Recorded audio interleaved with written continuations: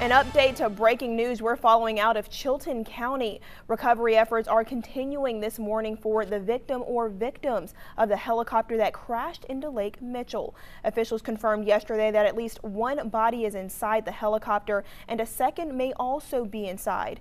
Crews were able to locate the helicopter Saturday but were unable to extract it from the water because of strong currents. The Millbrook Police Department says it's stepping up patrols in the Sandtown community following a shooting on Saturday. Police say a man came to the Millbrook fire station to be treated for a gunshot wound to his lower leg. He was transported to the Baptist South emergency room with non-life-threatening injuries. The investigation is closed because the victim is not pressing charges. Police are warning anyone involved that law enforcement will not tolerate anyone's attempts to take matters into their own hands.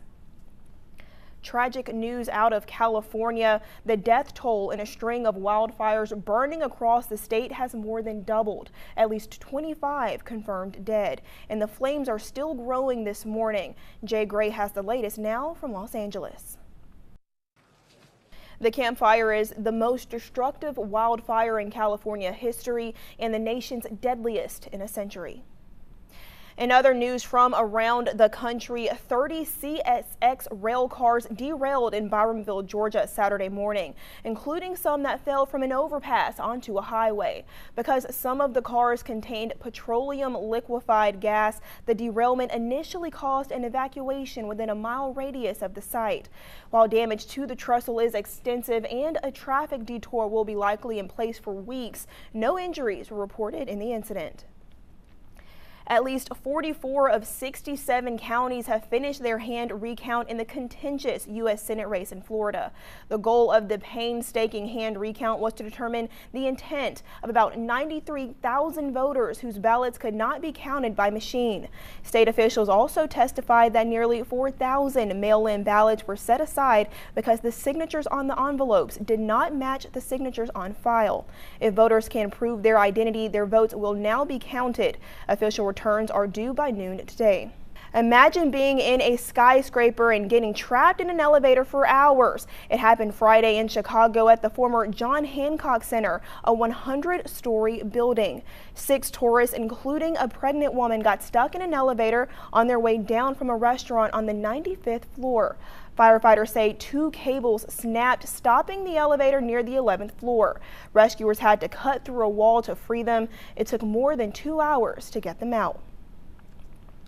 Up in North Alabama, trash panda fever is taking over Huntsville now that fans are officially able to purchase season tickets for the team. Dozens of people stayed out all night for the baseball team's store grand opening Saturday. Once the store opened its doors, fans headed straight to the counter to reserve their season tickets. They also stocked up on swag from shirts and caps to trash panda masks and even toothbrushes. One fan says the new team is bringing back good memories. You can shop for tickets online to watch the Trash Pandas play this season. Packages for a season start around $800 and general admission tickets are $8. It was a dream weekend for one Auburn fan, Dee Ford. Yes, she has the same name as the former Auburn star. When he played for Auburn, fans would mistakenly tweet her instead of the Tigers standout. That led to a connection with Auburn. This week, she traveled from her home in England to Auburn for her first home game. Everything just aligned all at once. I thought I had a gap in my schedule to be able to get out for a week. And there was a game on that was in town, not anywhere else. I managed to find someone to look after all my animals at home for me. I got someone to cover for me at work. And it all just fell into place all at once. So it has been great. You know, within a very short space of time, I was able to book the flight and come out. The football player Dee Ford now plays for the Kansas City Chiefs. She actually saw him play in London and had the chance to meet his family. It was a battle of brains and robots Saturday at the VEX Robotics competition at Brewtech Magnet High School. 42 teams of middle and high school students from all across the state brought out robots that they've built to compete in a series of games. This tournament is a qualifier for the state championship. Participants say taking part in VEX tournaments is a great way to prepare for the future. It teaches me everything I need to know pretty much to start majoring in engineering, say at Auburn or UAH, where I plan to go. And it really builds sportsmanship at the competitions, learning how to do the engineering process and how everything in engineering is more or less done, and just having fun to compete. Students are competing for a chance to go to the World Games this coming spring in Louisville, Kentucky. As your Sunday morning gets underway, we're keeping a close eye on the weather leading up to the Thanksgiving holiday. After the break, WSFA First Alert meteorologist Lee Southwick will be back with us with her First Alert forecast, so stay tuned.